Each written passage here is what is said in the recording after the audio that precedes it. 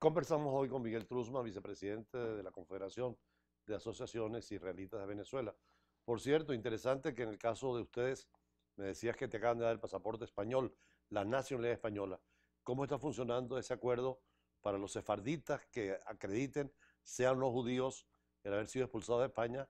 España reconoce el pecado y le da la nacionalidad. Correcto, bueno, es un procedimiento un poco largo, pero si puedes demostrar tu origen sefarad, evidentemente estás vinculado con la ley, la puedes apropiar. Y ayer, casualmente, como te comentaba, me dieron el pasaporte después de un trámite de año y medio más o menos, pero bien interesante porque te da la entrada, la apertura a la Comunidad Europea, a la Unión Europea, son 28 países y eres ciudadano europeo. Entonces tienes muchas ventajas a nivel de visa, a nivel de inversiones, a nivel de todo tipo de circunstancias como venezolano y como ser humano. Entonces, ¿Cómo nace esa iniciativa? ¿Cómo surge? bueno, lo acaba de decir justamente con la expulsión de los judíos de España en 1492. España en el 2015, después de una legislación y unas discusiones en el Congreso, determina una ley especial para que puedan acceder los judíos que puedan demostrar que fueron expulsados sus antecedentes de España, obtener la ciudadanía española. Entonces esa ley, que era por 3 años, ya fue prorrogada por un año más, porque aparentemente hay mucha gente a nivel mundial que está accediendo y vinculándose con la ley. Eran muy importantes los judíos en esa época en España. Eran fundamentales. ¿En Justamente qué área? En el tema económico, en el tema de orfebrería, en el tema de manual. Recuerda que los judíos en esa época, en la Edad Media, no podían estar en el ejército, no podían tener cargos nobiliarios, eran un poquito como que execrados de la parte política, pero entonces la parte económica es donde se pudieron haber desarrollado y evidentemente se desarrollaron. Al expulsar a los judíos de España, crea España un vacío muy importante en esa área que fue un impacto económico trascendental en los siglos siguientes. Ahora, la expulsión no solamente fue de judíos, también de los árabes, ¿no? Sí, parte de árabes, pero los judíos como tal, lamentablemente por malas circunstancias que a la reina Isabel la Católica, malos comentarios, malas influencias, que al traste dieron con toda esa gran influencia judía en España.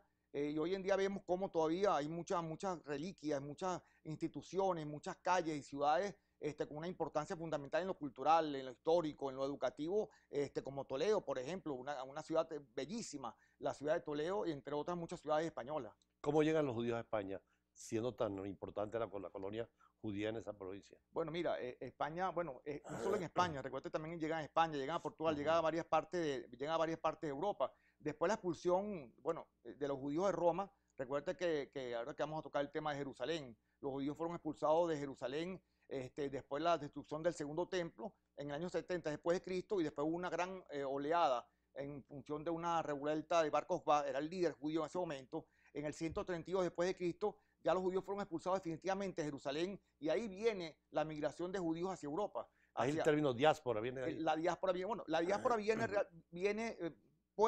ahí, del tema de Roma, la expulsión de los judíos, la gran diáspora judía, después la expulsión de los judíos de Roma, y ahí se van a diferentes partes, tanto de África, hablamos de Marruecos, países árabes, como de Europa. Hablamos, digamos, de Holanda, hablamos de España, hablamos de Portugal, Por eso la división fundamentalmente. sefarditas y esquenazis. Sí, bueno, parte de eso, sí, unos judíos se fueron a Europa Oriental, Europa Occidental, y otros judíos se fueron a países árabes y Europa y los países europeos, que, como España y Portugal, que son de origen separado.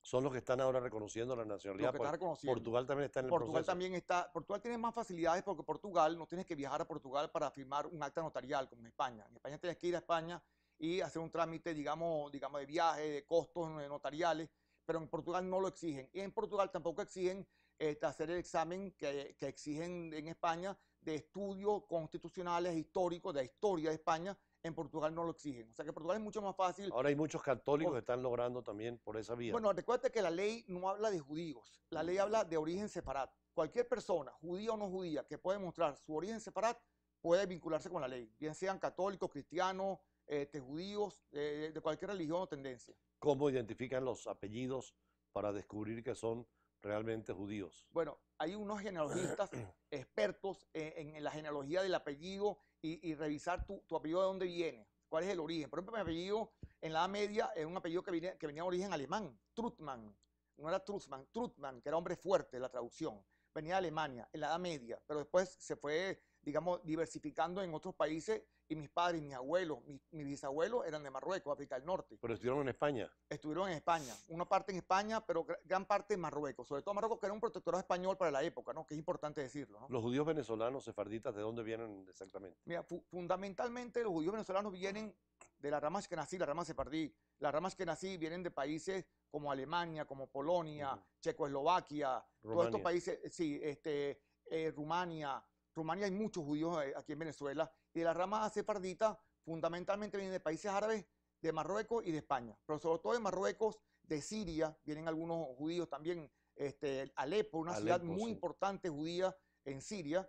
Así que se dividen en esos dos sectores De fundamentalmente. Egipto también hay una colonia. Egipto había una colonia importante. Recuerda que los países Incluso árabes, en Irak había 200.000 judíos, se bueno, hablaba se dice, antes de después llegar de la guerra de independencia en el 48 y otras guerras sucesivas, había más de 1 millón de judíos que vivían en países árabes, tuvieron que salir, digamos, corriendo prácticamente, dejando sus bienes, dejando toda su historia en esos países árabes. Y esos judíos que se fueron a esos países árabes, más de 1 millón de judíos, fueron a Israel, fueron a otros países. No hay ni un refugiado judío en el mundo.